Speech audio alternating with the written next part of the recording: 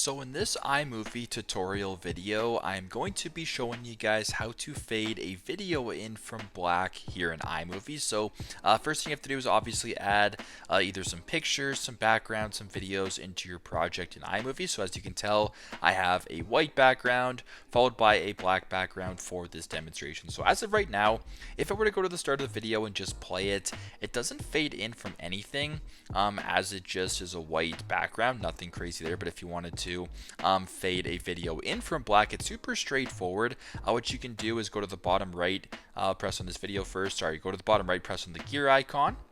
Now where it says project filter, theme, we don't want any of those. Where it says theme soundtrack, we want none of that. But where it says fade in from black, we're going to go ahead and press on that and make sure that is checked and press on done. So as you can tell, if I were to play it now, we'll go ahead and play the video. It now fades in from black, so pretty straightforward, but that's how you guys can fade a video in from black here in iMovie. Thanks again for watching, and I hope this video helps.